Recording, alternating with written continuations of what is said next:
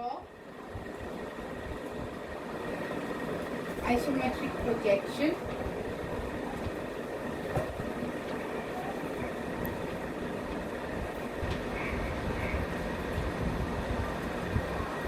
of cone base 50 mm and height 60 mm, resting on HP and V. Clear? Draw isometric projection of cone base 50 mm and height 60 mm resting on HP and V. So first I will be drawing the isometric scale. As we are all aware, OA baseline and OB drawn at 30 degrees and OC drawn at 45 degrees. Okay, and then I'll mark the direct points on OC line from the normal centimeter scale.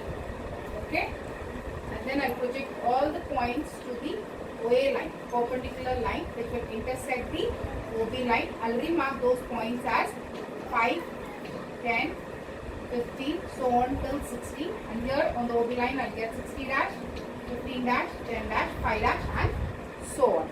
Okay, and then I'll take the measurement because it's an isometric projection. For 50 the radius is 25. I'll measure it from OB line. Okay, and then I'll draw the circle of radius 25 mm, and then I'll mark the center point for the circle I've drawn. I'll mark that point as O and O1. Okay, and then I'll mark these points as 1, 2, 3 and 4, and then draw tangent to the points 1, 2, 3 and 4. The intersecting points I'll name it as P, Q, R, S. Clear? Now, in order to draw the isometric projection of cone base 50 mm and height 60 mm resting on HP and BP, first I'm supposed to draw the circle. Okay, in the horizontal plane, XY line, first quadrant. This is the first quadrant problem, so I'll do it here. Okay, BP by HP, and then I'll mark the center point O and O1. Okay, and I'll measure the height of the axis, which is O1, which is 60 mm, and then I'll project the points this also, A and B, and then I'll mark it here and I'll connect this as A dash, B dash, and then this. This is the axis. Clear?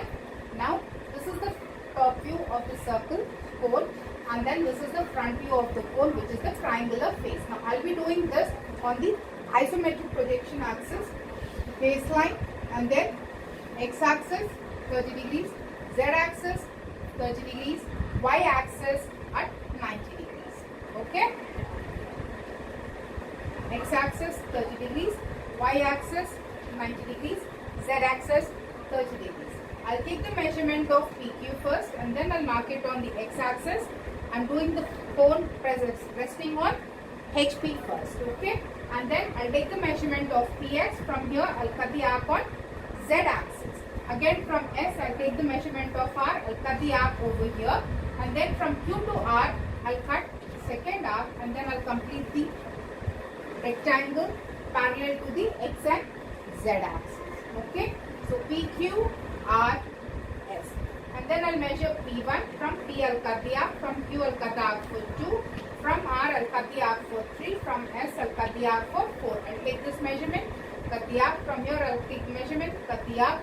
From R I'll take the measurement, cut the arc. From S I'll take the measurement and then cut the arc. And then I'll draw lines parallel to x-axis and z-axis. I'll get the center point O. Okay, and then the height after this, the longer diagonal. The diagonal for this rectangle is SQ and PR. The longer diagonal is SQ. So it divides into two equal triangles here, SQR and SQP. Clear? Now the opposite corners P and R, we will be connecting to the opposite center points of the opposite side. For PS and PQ, I have 4 and 1. The opposite corner is R. So I'll connect it R and 4, R and 1. Likewise for point P. corner point B. The opposite side is RQ and RS. The center point are 2 and 3. So I'll be connecting that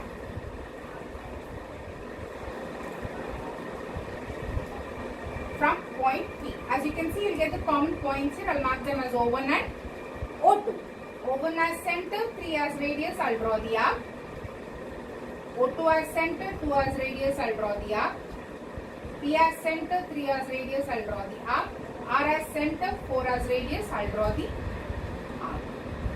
Okay? And then I'll measure the height of the axis from point O, which is 60 mm. Because it's a projection, I'll be taking the measurements from OB line. Okay? So this is O1 dash, and then I'll draw the tangent to the points here. And then complete the base. And then this inner part, I'll have the hidden line. This is the back end of the cone, which we are not able to see. Okay, so the cone is resting on horizontal plane. Now I'll do the same thing for cone resting on vertical plane. Okay, as usual, I'll be drawing the baseline, x-axis, z-axis, and then y-axis. Okay, I'll be using x-axis at 30 degrees, z-axis at 30 degrees, and then y-axis at 90 degrees. I'll measure PQ, and then I'll connect PQ on x-axis. Okay, and then I'll measure PS. From here I'll cut the arc for S. From SR I'll cut the arc, and then again from QR I'll cut the arc, and then I'll draw a line parallel to x-axis and then y-axis, and I'll mark this point as R. And then I'll measure from P to 1, I'll cut the arc. Q to 2, I'll cut the arc. R to 3, I'll cut the arc. S to 4, I'll cut the arc.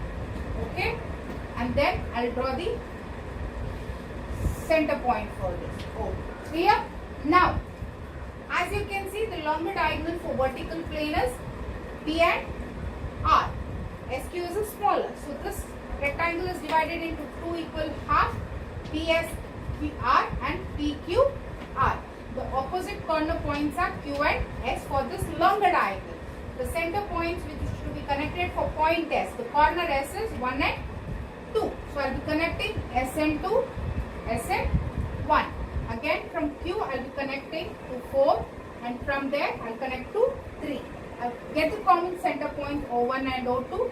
From O1 and 4 as radius I'll draw the arc. O2, 3 as radius I'll draw the arc. Q3 I'll draw the arc. S1 I'll draw the arc.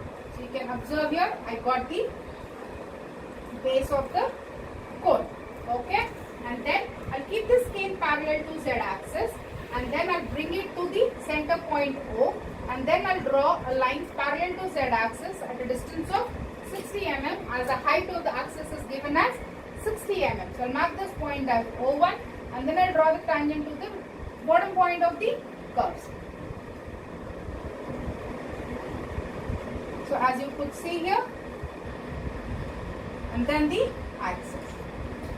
Okay, so this area is hidden, which is inside, behind, and this is a visible point for the observer. So cone resting on vertical plane. Okay, this completes the first part of the isometric projections unit 4. The second part is composite solids. Okay,